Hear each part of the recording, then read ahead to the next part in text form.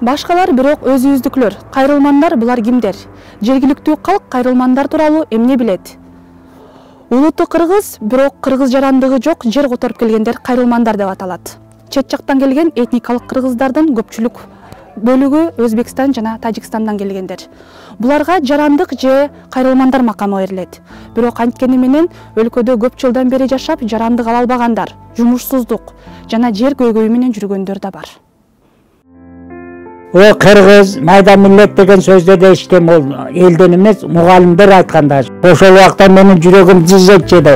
Биз өз тилибизди унутпайык, ата мекенибизде көчүп келдик. Элдерге окшоп үй салып, bir жакшы жашоо деген тилегим бар.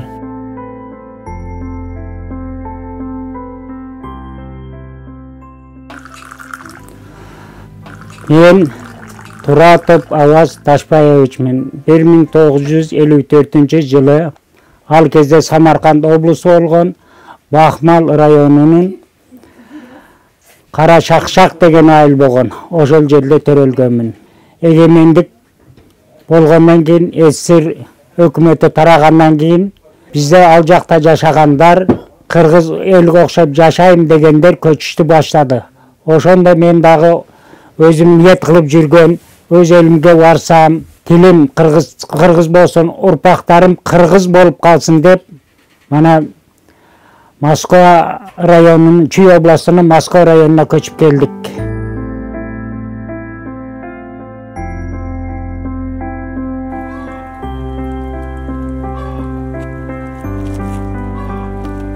Biz Сретенкеге туугандардын үйгө учетко коюп, квартирада жашап жүрөбүз. Азыр мана ушул квартирабыз 8-чи квартирага которулдук. Көчкөн жерде көчөгүн калат деген кыргыздын макалы бар. Чатыр болсо эми өзүңдүн үйүң болсун деген. Ошондой биз мана көчүп келдик. Кудайга шүкүр, эч жамандык көргөнүбүз жок. Элдердин бардыгы менен семменге барганыбыз жок. Мен айыл өкмөтүгө 15-чи жылы жер тилкеси боюнча берип койгонмун арыздардын бардыгын. Жер тилкесиге трансформация болсо, кол койсо эле берем деп отурат. Мен жогорудон суранарым, бизге окшогон көчүп келген кыргыз, мен Өзбекстандан келсем, Тажикстандан канча келген туугандар бар. Ошолорго эң биринчи көмөк бир жер тилкесини берсе, элдерге окшоп үй салып, бир жакшы жашоо деген тилегим бар.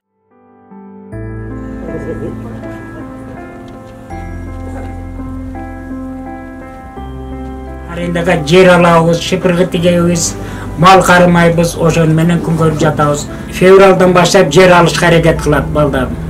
Ошол жерге шыпыргы тигет. Шыпыргы тиккенден кийин эрте күздө карайт, сугарат. Аренда пул акчасын төлөп койгондон кийин оруп келет. Уже августтун акырында, сентябрдын башында оруп келип, анан кийин тазалап, уруктарын алып, уже кийин базарга чыгарабыз. Мына ушинтип шыпыргычты байлайбыз.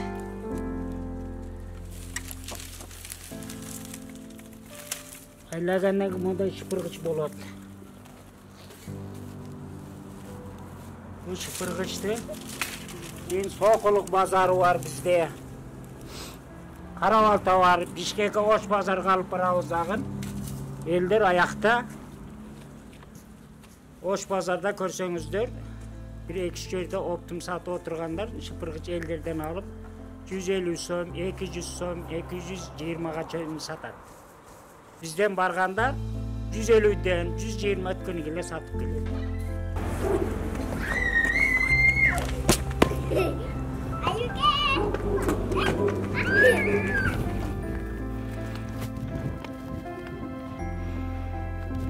Келип мына ушул жерде пенсияга чыктым.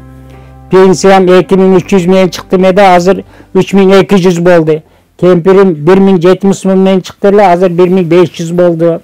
Азыр дагы пенсияны көбөйтөбүз деп жатат, элдин камкордугун кылабыз деп жатат.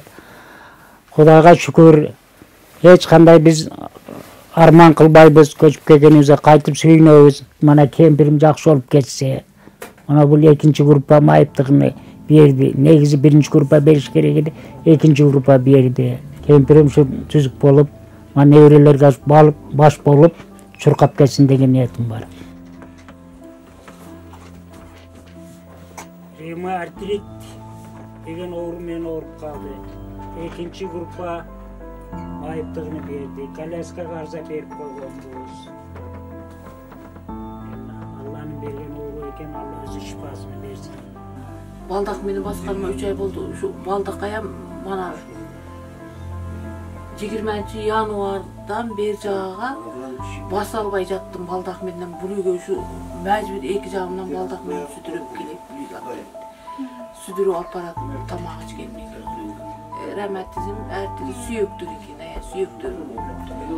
Колумдан ушу сүйөктөрүмдө шөнүп эч белем кармай албай. Барбаган жерим калбады. Барды, канча мал сүрдүм, канча.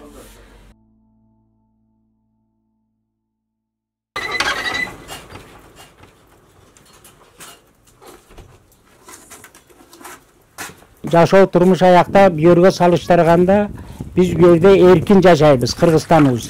Өзүбүздүн ата мекенибиз, тууганыбыз. Ал жерде эмне?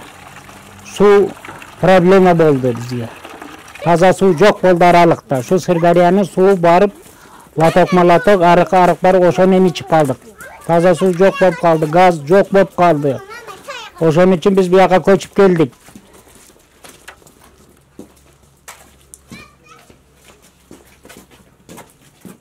Ана биз Өзбекстанда жашаган, Жизак облустунда жашаган кыргыз туугандарыбыз эне тилин унутпай жатат.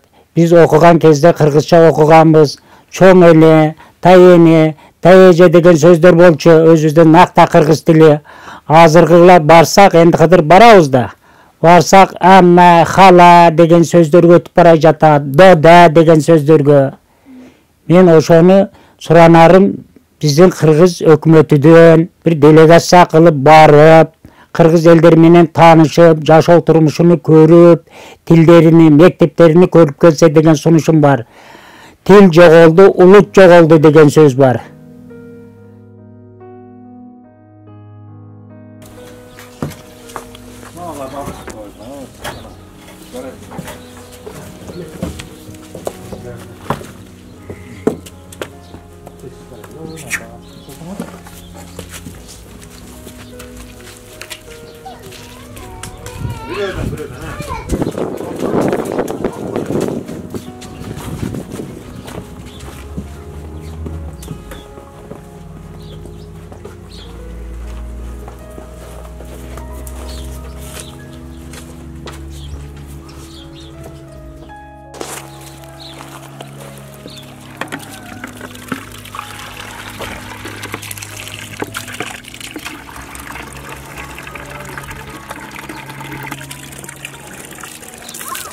Мына квартирада жашайбыз. Эгер квартирада жашабай өзүбүздүн үй болгондо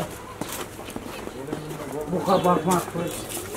Эмитилерге эт жеткизип бермекпиз. Квартирада мана места жок. Үй кармаганга мына келип биз өзүбүз кичинагана навес кылдык убактынчалык. Эртең көчүп кетсек мунун бардыгын алып кетебиз.